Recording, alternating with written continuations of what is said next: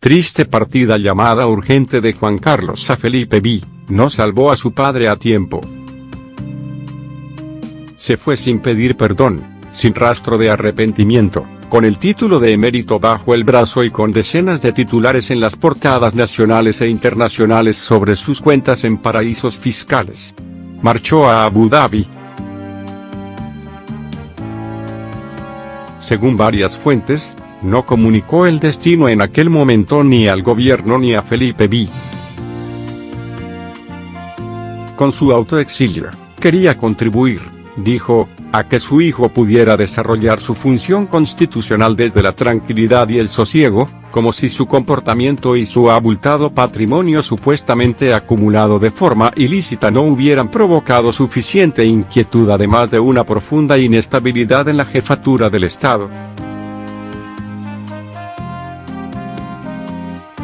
Se cumple este martes el primer aniversario de la salida de Juan Carlos I de España. 83 años, 40 como rey, 58 de residencia en la zarzuela, al menos un par de lustros de escándalos económicos y extraconyugales y 12 meses ya de largas vacaciones como expatriado de lujo con 3 ayudantes cuyos sueldos y estancia paga patrimonio nacional en una isla exclusiva del Golfo Pérsico desde donde manda señales a través de terceros sobre su intención de volver a España.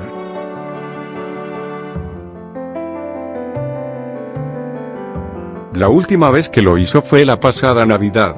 El emérito amagó con regresar, según se supo por algunos de sus amigos más cercanos y sin que Felipe V y el gobierno tuvieran conocimiento de ello. En la Moncloa y en Zarzuela saltaron todas las alarmas. Un regreso del emérito con 3 investigaciones judiciales abiertas en Suiza y la Fiscalía del Supremo indagando en España no convenía, pero Juan Carlos sí transmitía a quien quisiera escucharlo que se sentía dolido e injustamente tratado por las instituciones de su país, por su propio hijo y por los españoles. Solo habla del servicio prestado a España durante 40 años. Pero nunca del daño causado, declaró entonces al eldiario.es un miembro del gobierno, que entendía que del comportamiento actual y futuro de Juan Carlos sí dependerá que pueda pasar sus últimos días dignamente o morir sin honor. Desde que se fue de España, el gobierno niega haber transmitido indicación alguna a Felipe V sobre la conveniencia o no de un hipotético regreso del emérito. Si bien es consciente del daño que causaría a la corona sin estar resuelto antes el asunto de dónde vivirá, ya que no se contempla en absoluto que regrese a la que fue su residencia oficial durante 40 años. Lo que nunca se ha ocultado en el Ejecutivo es la inquietud que suscita el deterioro causado a la institución y el desgaste producido al reinado de Felipe V después de la acumulación de escándalos y de demasiadas señales de que el emérito ha perdido todo contacto con la realidad y con los límites morales, éticos, políticos e institucionales. De ahí que el presidente del gobierno, Pedro Sánchez, manifieste en público cada vez que tiene ocasión su apoyo sin fisuras a la jefatura del Estado y el papel del actual monarca. No hay mayor precio político que el que pagó ya Juan Carlos I con la abdicación por todos sus errores y a Felipe V no se le puede imputar el pasado de su predecesor como jefe del Estado, añaden en la Moncloa, desde donde insisten un año después, en que no esperan un regreso temprano del emérito que, en todo caso, sería una decisión que le corresponde exclusivamente a la Casa Real.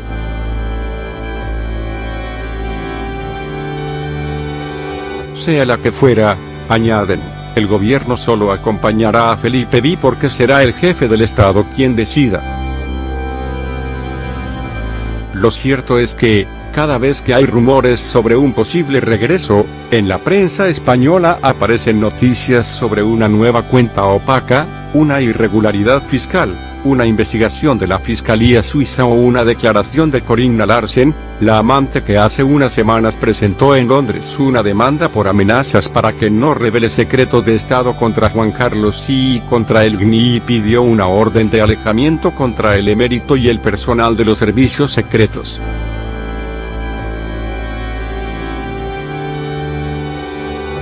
En agosto de 2020 Juan Carlos sí presentó su salida como una decisión voluntaria cuando en realidad Felipe V y el gobierno ya llevaban meses explorando fórmulas con las que mitigar el daño y el descrédito que había causado a la institución y al reinado de su propio hijo. La decisión se esperaba desde que un mes antes el país desveló que la amante del emérito Corinna Larsen había declarado ante el fiscal suizo que Juan Carlos le había donado 65 millones de euros que supuestamente le había regalado el rey de Arabia Abdullah bin Abdulaziz. Desde ese día se produjo un goteo de informaciones sobre las cuentas del anterior jefe del Estado en paraísos fiscales que cayeron como una losa sobre la zarzuela y hasta provocaron que el propio presidente del gobierno, Pedro Sánchez, calificara de inquietantes y perturbadoras esas noticias. Varios ministros urgieron también al jefe del Estado a tomar una decisión drástica sobre su padre que sirviera de cortafuegos a la institución. El padre de Felipe V hizo saber a través de sus abogados que su marcha no suponía un intento de eludir la acción de la justicia. En aquel momento y en el mismo punto continúa el procedimiento un año después. La Fiscalía del Supremo Español y también la de Suiza investigaban sus cuentas en el extranjero, si bien no pesaba sobre él imputación alguna. La Agencia Tributaria Española y el Ministerio Fiscal, que mantiene abiertas 3 investigaciones sobre la fortuna, se han tomado el mismo tiempo en bucear en las cuentas de quien fuera jefe de Estado durante 4 décadas que lo que tardarían en hacerlo en toda la vida fiscal de los 47 millones de españoles. Y eso que él mismo ha lamentado ante algún allegado en estos meses, que hay varias generaciones de españoles que solo le recordarán por ser el del elefante, en alusión a la cacería en Botsuana en la que fue sorprendido, tras una caída que obligó a trasladarlo de urgencia a España, en plena crisis económica en abril de 2012, el de Corinna y el del maletín, y no por los servicios prestados a la democracia.